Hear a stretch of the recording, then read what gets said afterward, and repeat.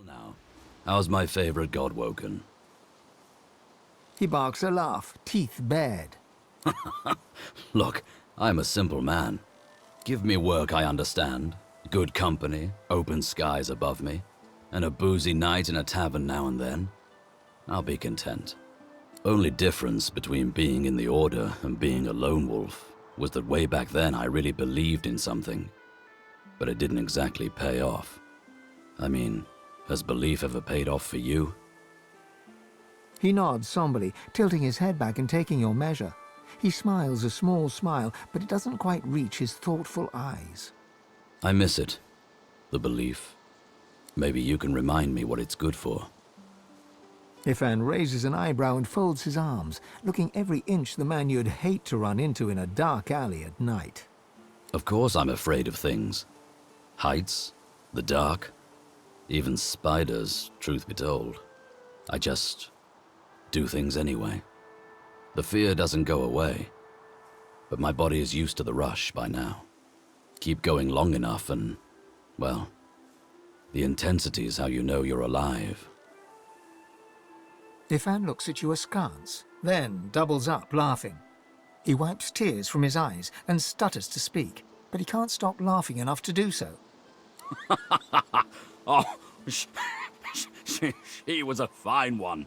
You see there, she writes like a cottage innocent, but the truth is, it was she who stole everything from the chems. And she wrote that whole book to cover her tracks, so nobody'd look for the missing gold anywhere near her. She never even met Roost, though she paints quite an accurate picture of his, bedroom antics. And with that, he's laughing uncontrollably again, waving you away with both hands. Ifan claps you on the shoulder and beams at you, affection for you plain in his eyes. Gotta say, I think we're onto something interesting here. What, this old gaggle of weirdos? He's got the thing, you know? Some people see the world as it presents itself. Other people see it as it really is. Jahan's one of those. It's a two-parter. First, I'll run a little favour for him, taking out an enemy of his called the Advocate, and he'll help me grow my capacity for Source. All the better to fight the demon with, according to him. After that's done, he'll be able to exorcise the demon. It's almost too simple to be true. I guess we'll see what kind of fellow this Advocate turns out to be. Shall I take you to the island? I shall. Step this way. All aboard. It is, but not for us, my friend, for we are already dead.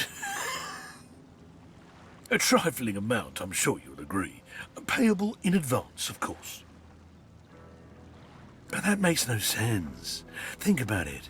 You don't pay the ferryman until he gets you to the other side, out of fear that he'll murder you midstream, rob your corpse, and dump you in the water, my friend. If murder was on my mind, I could do the job right here. Payment in advance. Wouldn't want to have to ask you to cough up when we get to the other side. All aboard. The bell is ringing and we're ready to depart.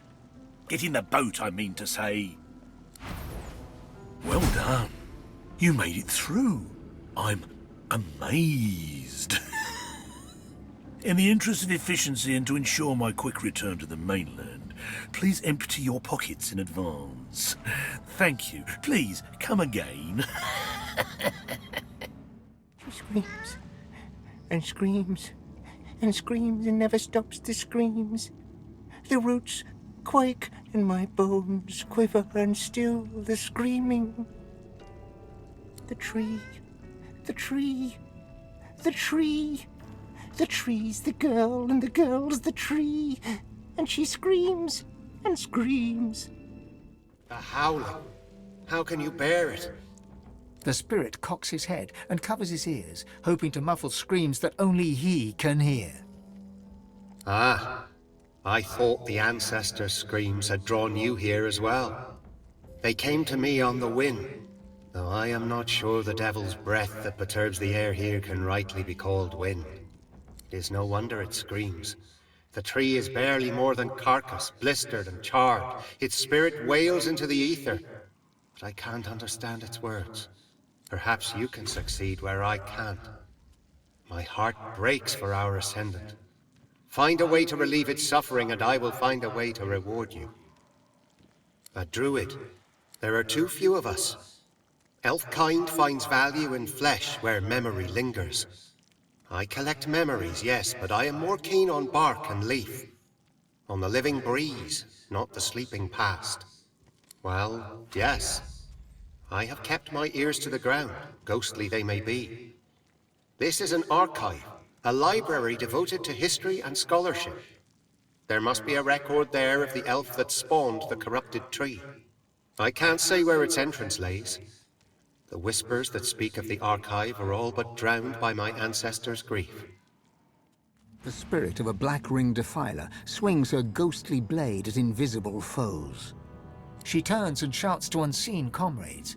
Her voice is a guttural snarl, ruined by the effects of death fog. Go, find the druid. We need to find out what he knows. I'll hold these things off. She turns back and cleaves her sword through the air. It makes contact with something. The echo of a bestial roar catches your ear. Your attention is appreciated, sir, but misplaced. You... Kill! Kill the bastard! Wear his skin! Dance in it! The elf's face, twisted in a grotesque rage, slowly calms. I beg your pardon. You need to speak to the advocate, the lizard by the table. He is waiting.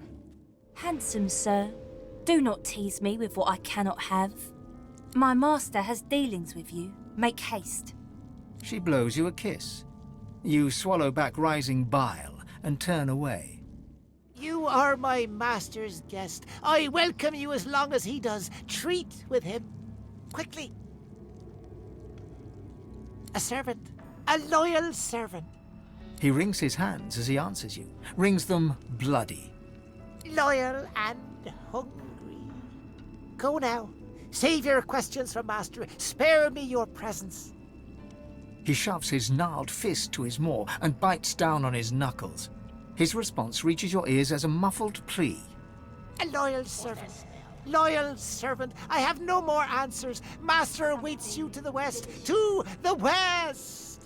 The being lurches forward once more. Mid-stride, he catches himself and transforms the movement into a servile bow. He doesn't respond at first. Instead, he stares, consuming you with his eyes. He bites his frayed lower lip, drawing blood. Master is master. He wants you to go to him, west of here. He barely seems to notice your repeated question at first. His eyes are dark pools in which your reflection is drowning. You are so delicious. Please, go west. My master awaits. Sweet thing, succulent thing. We are so pleased to see you, but not as pleased as him. You look into her eyes and see screams. You hear her gaze upon your body and taste her carnal, violent lust, metallic and sharp as a blade in your mouth. Go. Speak to the advocate. Make him happy. Bring him pleasure. Ah, there you are, and with just the little demonic host I've been looking for. You don't mind if I have a word with Ms. Losa, do you? I was just curious about the progress of your little hunt. I met your old buddy Jahan, if that's what you mean. I don't have buddies. I have associates.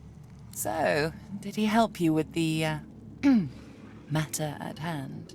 He's putting me through my paces. I have a few more hoops to jump through before he'll help me. Nothing in life is free, I suppose. Make sure you do jump them, Losa. You won't be sorry. You're here to work. Are you also here to trade? I have much to show. I trade, you have coin. I have wares, nothing else matters. You like your nose? Then do not stick it where it's not welcome. We are where we are meant to be. We will be told when we are meant to be somewhere else. Your friend wanted a new deal. Wanted to renegotiate terms. We have a wager. Some say she succeeds. Some say not. What say you? Good. Tell me, how do you bet? For the half-blood or against? She made a deal with our master, but her reward, her obligation, strictly confidential. But the Advocate is quick to remind her. The Master does not make deals lightly. The Master does not break them. Good. Now, see what happens. Until then, do you wish to trade? Look, do not touch. Not until you fatten my purse. The lizard's eyes are dark as polished coal, void of all light. A faint frost seems to cover the cracked and broken scales around his mouth. You have a reputation for both malfeasance and chaos. Imagine my surprise when it took you so long to find your way here. I see the miasma surrounding our islet certainly did not hinder you.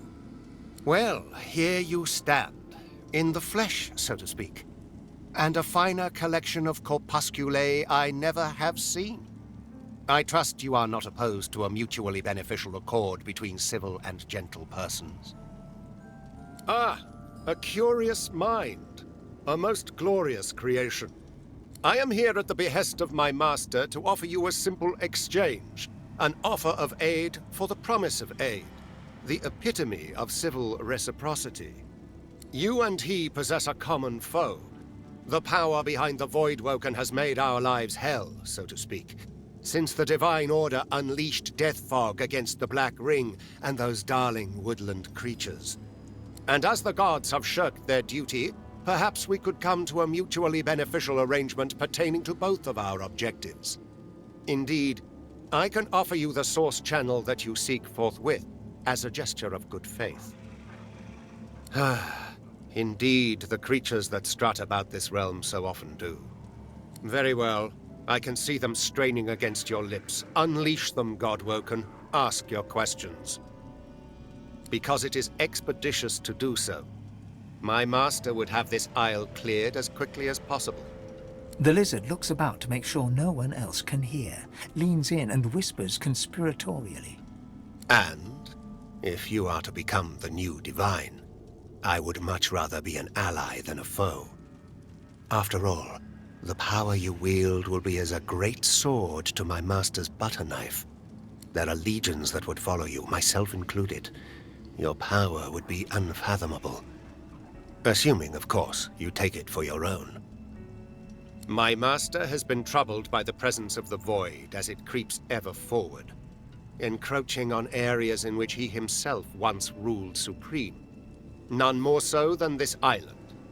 There is a tree at this island's core which has special significance to my master. Think of it as hallowed, sacrosanct ground. But the Black Ring maggots writhe all about its trunk. And you will exterminate these termites. It is simplicity itself, in truth. My master's identity is of no practical consequence in this matter. You need concern yourself with nothing barring the truth that my master always honors his vows. Your smoldering, half-demon pet can attest to that. She is the one that comes to me, helm in hand, in a sad attempt to beg and snivel her way out of previous and quite binding contracts. Alas, I am not at liberty to say more. My master values privacy above all else. He would not take it kindly if he discovered I had been indiscreet.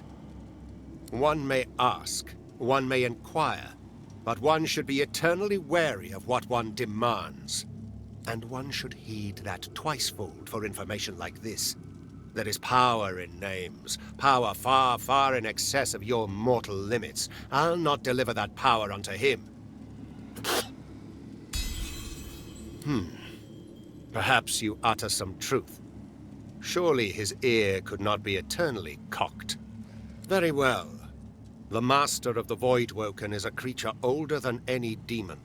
My master will never speak his true name, but the Black Ring know him as the God King of...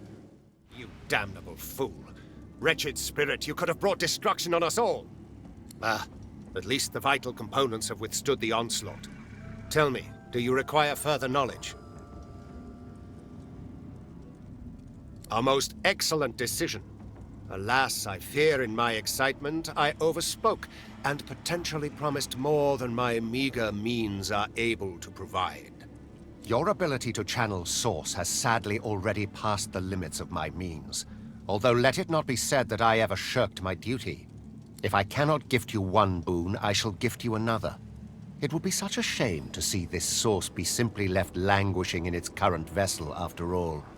There is neither enigmatic lore nor magical jewel required to open the channels of Source. It is enough to seize it with sufficient force of will, to know that all creatures are nothing but Source and vain hope. You feel the pull of a far-off connection. You feel the dungeon, the red organic tendrils binding you. Your ears are filled with screams, and you're surprised to find they are your own. Granting the power that you need, Godwoken. The gift that I have proffered is free, but it is not without a cost. All things exist in balance, so your gain must mean a loss to another. Do not fear for his soul. It is unworthy. It is already damned. No power in this world can save it. This is an act of kindness. A foul creature locked away for his crimes. Who is he? What has he done? These are not relevant. All that matters is that you are presented with an opportunity. Now, do you accept this felicity, or reject my master's grace? Very well. I suspect I shall still be here when you change your mind. And you will change your mind, Godwoken. I'm not here for you, mortal. Stay out of my way. I relish the scenery and the lack of company. As you reach down, the hound's flesh twists, forming sharp, jagged spikes. Maybe not. The spirit of a Black Ring Reaver looks down at his corpse in dismay. He notices you approach and challenges you in a throaty rasp. You're not one of those blood things. Who are you? You look the part, I suppose. We had orders to take the island at any cost. We had spells and charms that were supposed to protect us from the death fog. They didn't work. Half of us died crossing the water. Me and some others just barely made it. But then these blood beasts attacked us right away. A few made it away. I didn't. Orders. We were told they'd work. No reason to doubt that. One of my comrades used source magic. That saved the rest of us. The death fog already burnt my lungs. But I made it ashore. The spirit of a man in priestly robes drifts from corpse to corpse, head bowed. He murmurs blessings over each of them. Merciful Seven, smile upon your fallen servants. Brother Ashwell, Brother Triskel, Sister Revria, usher them forth to the Hall of Echoes. He notices your presence. Sorcerer, this island is nothing but death. You should leave. The spirit utters a sigh. Even after having parted from his body, he retains a heavy heart. This island was once a place of learning, of healing. Corrupt things have long stalked the fringes of our world. Demons. We sought to help those who fell prey to the foul beasts. One of our number, a doctor, brought an invalid before us. An elven maiden who had become infested with some presence. It was powerful. Too powerful. So we sealed it and the poor elf it inhabited in our deepest vaults. Sometimes incarceration was the best we could muster in such dire cases.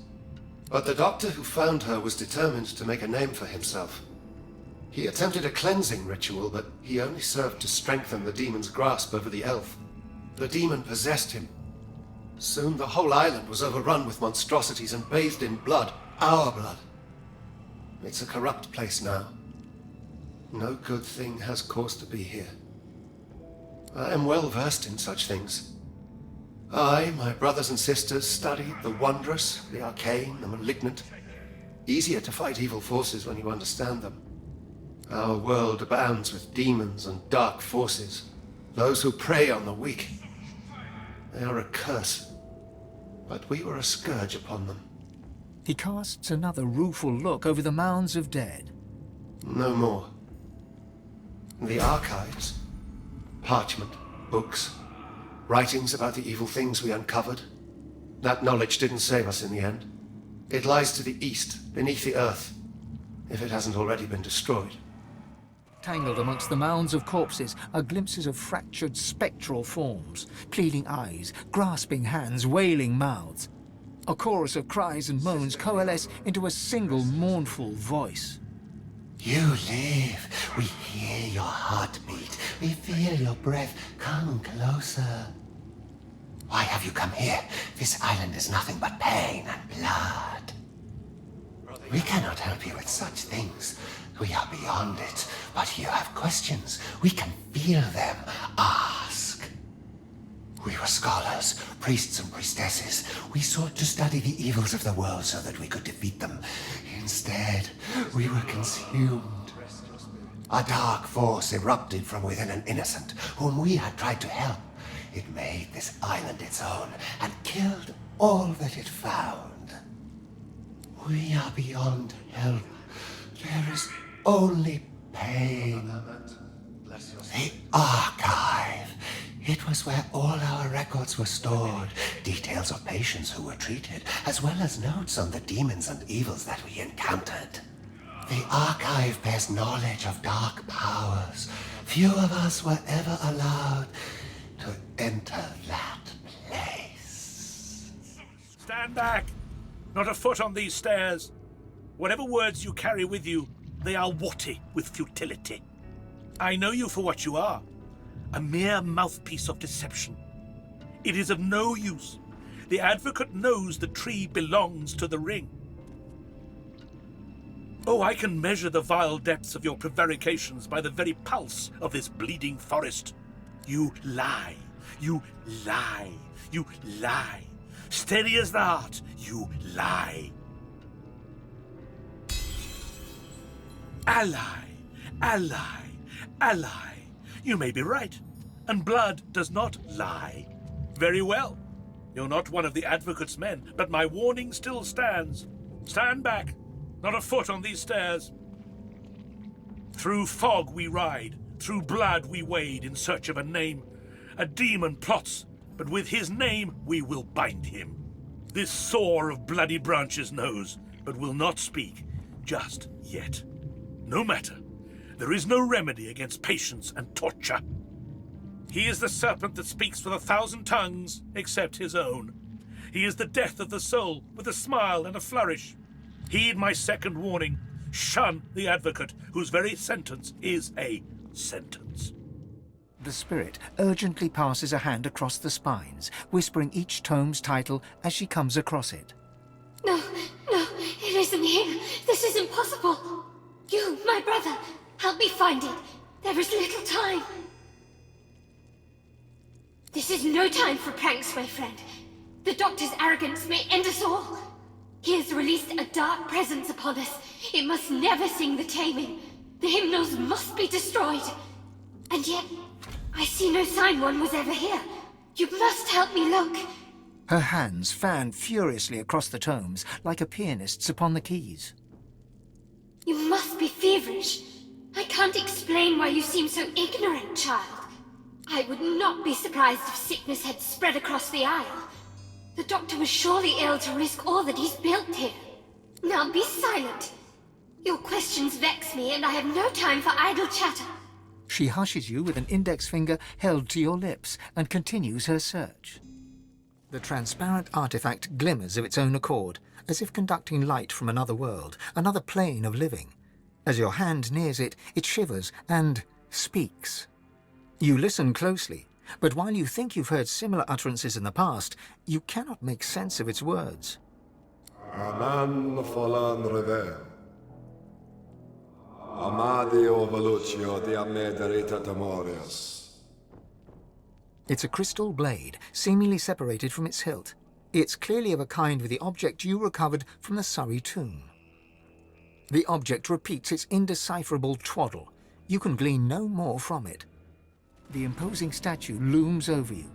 The flames enveloping it flow upwards, stoked by unseen magic, then dissipating in the thick air.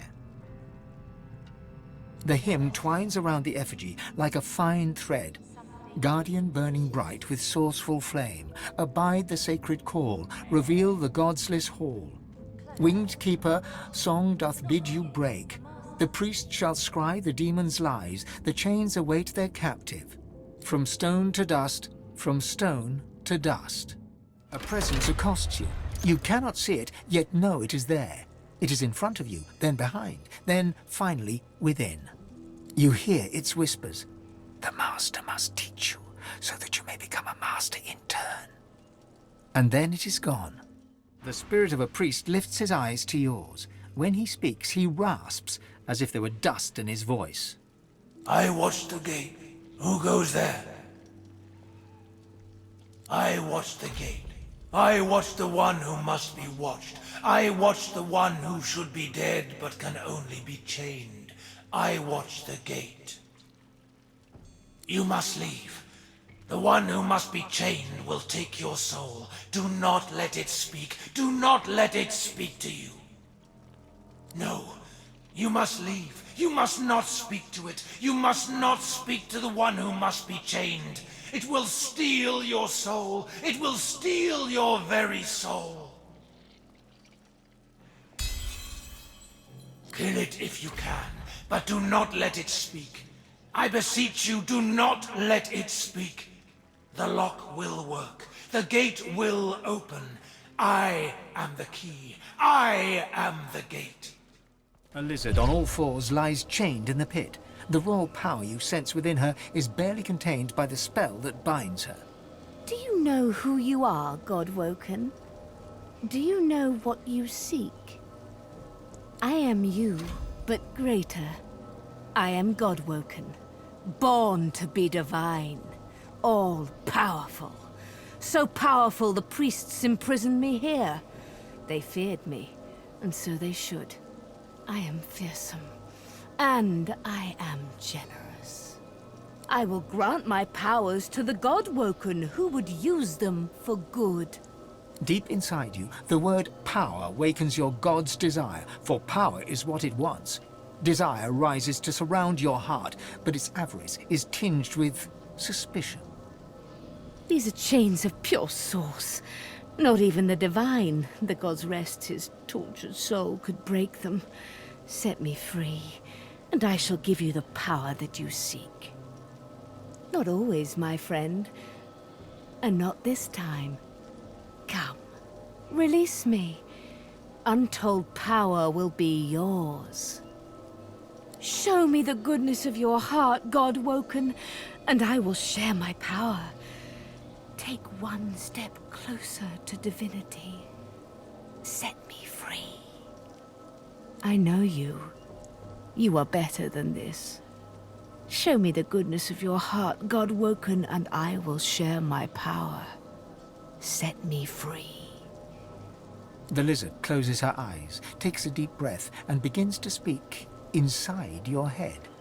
Her voice transfixes you in a warm and pleasant way, but soon the treacle in her words begins to nauseate. I know who you are. I know what you want. I know your good heart. I know you want to set me free. With a jolt, she is repulsed. When next she speaks, it is through gritted teeth. I know who you are. I know what you want. You will not get it, for you are nothing. Nothing. Get out! I watched the gate, but the one who should be dead is dead. I'll watch the gate no more. The chill of the vault seems even colder for what you have just witnessed. To lock away the problem is simply to admit failure. What we see here is intellectual defeat, the child of stupidity. Better to kill a man honestly than to lock him up with a demon for eternity. Folks locked away with demons. Demons bound by enchanted chains. There's something barbaric about it all. To lock someone away for eternity is terrible. But to leave them with no one but a demon for company? That is unforgivable. A dusty old chamber with a demon locked inside. There's a metaphor in here somewhere.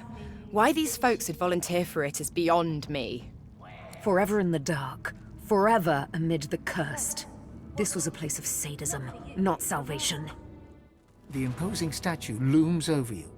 The flames enveloping it flow upwards, stoked by unseen magic, then dissipating in the thick air. The hymn twines around the effigy like a fine thread. Guardian burning bright with sourceful flame, abide the sacred call, reveal the godsless hall. Winged keeper, song doth bid you break. The priest shall scry the demon's lies, the chains await their captive. From stone to dust, from stone to dust. The spirit of a young robed man paces the chamber anxiously. He sees you approach. A look of trepidation crosses his spectral features. Did my order send you? To cure the child? The spirit falters, momentarily lost for words. Finally, he musters a nod. I was hungry and thirsty for days. Then I rested. When I woke up next to my corpse, I thought I was delirious. I hoped I was delirious. But eventually I realized what had happened. Some form of demon seized her and nested inside her mind. She cannot speak or move. We did what we could to help, but we could not risk provoking the beast within. We confined her here until a way to safely remove the demon could be found. It was my duty to watch over her, but I was never relieved of that duty. She has no family that we know of. All she had was a pet cat. That poor girl's life is drifting past her, thanks to that demon. Her cell is just over there. I can let you in, but are you sure you can help her? What are you going to do? My brothers were confident they could help her as well, but they still had to lock her up here in the end. But nobody else is coming to help, are they? I'll let you in, but promise me one thing. Whatever happens, take her away from this place. Far away. The spirit can't help but smile. I knew you had good in you, the moment I laid eyes on you. Come, I'll let you in. Take good care of her. Bring her somewhere peaceful. Don't disturb the demon within her. There's no telling what could happen if it breaks free. Get away! Do you hear me? Away! I won't let anyone hurt my mistress anymore. Mistress saved me when I was a kitten. She took me in, fed me and kept me warm. She deserves loyalty. I won't leave her side, not until she wakes. My heart stopped beating and my flesh fell away. No matter, I'm staying here.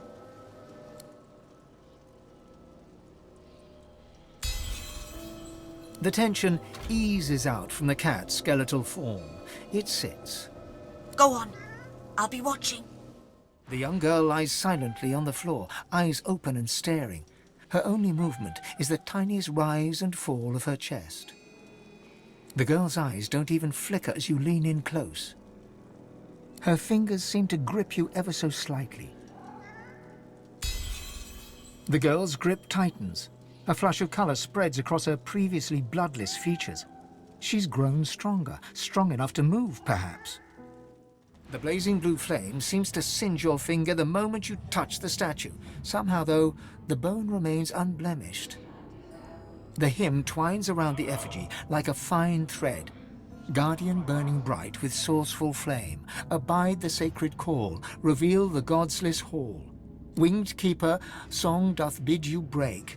The priest shall scry the demon's lies, the chains await their captive. From stone to dust, from stone to dust. A trembling spirit wrings his hands, his eyes darting around the room. They settle on you. What are you doing here? What do you want? You mustn't linger. You mustn't remain. One must not mean harm to do it. Please, go. His hands shake. He clears his throat. As a priest, I had a patient. A dastardly demon held him in its grasp. The demon absorbed all his pain in exchange for his soul. I was certain we'd only diminish the demon by overwhelming my patient with pain. I planned to torture the demon until it gave up its grip over the poor fellow.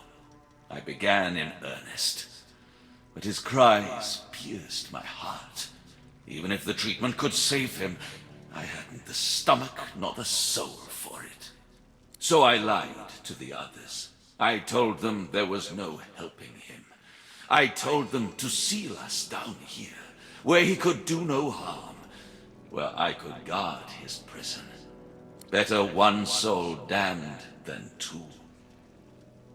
This demon gluts itself on pain. Only the utmost torture would draw him forth. I couldn't do it. I refused to subject myself or my comrades to such barbarism. If you've the stomach for such an ungodly task, I won't keep you from it. Perhaps you could inflict the pain that's needed. But it is a devil's business. We broke the lever for the door when we locked him inside, so that none would ever attempt to free him. No matter what, the demon itself must not be freed. The horrors he would wreak upon our world. It's the silver shaft that's missing. There's an anvil where silver can be properly melted. That ought to do it. You should go from here. This is no place for the living, for the sane. His hands shake. He clears his throat. As a priest, I had a patient. I planned, so I better one soul. As the lever's fixed, perhaps you could extract him. But you'd have to be able to contain him, defeat him, once he'd been loosed. Who am I to say if you're prepared for that? I suppose the alternative is no better than trusting you. Go, do what you can. Ah, look at you. Handsome, handsome. Come close, won't you? A little closer still. My, how long it's been. How very, very long it's been. Would you believe Brother Calvin locked me up in here because he said I was possessed by a demon? Just because I don't feel pain. Have you ever heard anything so superstitious? Well, they didn't look like me, did they? Maybe I was a little kooky back then. But you'd be amazed how sobering millennia of imprisonment can be. Praise the Seven, right? Praise the Seven, that's all over. His mouth twists in an ugly snarl as he stutters that last sentence, and a flicker of something unrecognizable yet malevolent flashes across his gaunt face. You are here to free me, right? The dwarf's face becomes calm, serene even. He looks into your eyes, tranquil as a baby lamb. Well then, just destroy the pillars. Nothing to it, for one not wrapped in chains. As you strike him, the dwarf's face changes, becomes softer somehow. He almost looks like a different person. When he speaks, his voice is quieter, more reserved. Yes, please, release me from him. The pain, I can take it, but he can't. The dwarf's face flickers and changes, becoming hot red and enraged. What are you doing? Stop it! Stop it now! Stop it and destroy the pillars! The dwarf moves his jaw at odd angles, as though he's unused to speaking. Is it me? Can I? I can! I can speak! It's my voice. My word. His mouth tightens into a joyfully awkward smile. The one who set me free. I owe them everything. everything. You've done it. I can hardly believe it. So long, it's been the length of millennia within these stone walls. You did what I could not. This peace I feel, like every knot in my soul were unwound. I'm going up. Thank you. The spirit looks around with wild panic, clawing through its spectral mass with fevered nails. The demon feeds. The demon feeds from the ring. The demon protects. We must know what the demon protects. The demon has an advocate. The advocate kills. The demon has a secret. We must know the secret. My, you were rather more astute than my initial verdict. A stirring display of violence. As per our terms. The location... The lizard leans in close, his rancid breath clogging your throat. As you look into the darkness of his eyes, you see an island. You see the winds that will carry you there. You see the way. Now, Godwoken. We both have what we sought, and thus all guarantees of safety are expired. You need not fear me, but this island hides more dangers than my claws. I recommend you go. But should I find you broken on the beach, I will shed no tears. Oh, Godwoken, I was so looking forward to you making some monumentally stupid choice. You did not disappoint. The tree's spirit embraces its putrid host, an elven ancestor lost to the same demonic disease that infests all of Blood Moon Island. Qui manducad omnio myrdos acts, it quod potest edse. A moment passes, then you feel it. Clarity. You speak my name. You know my torture. Please, don't judge me for the sickness my roots have spread. I can be free. My soul cleansed. Naivety, stupidity, call it what you want. I wish to put the source within me to good use, and demonology seemed as good a use as any. Silly me. I meant to summon an imp or two. Instead, I ended up hosting a damned archdemon. The roaring in my head, the craving for living flesh, urges. Good gods, the urges to kill, to hurt. The stronger they became, the harder I fought. And at some point, I was just gone, deadened, but not dead. And then, awake, on an isle I'd never been, encircled by faces I'd never seen, watched by a man I'd never known. They called him Doctor. He shouted strange words, and the demon bellowed. Then, one by one, they fell. I watched my own hands slaughter them.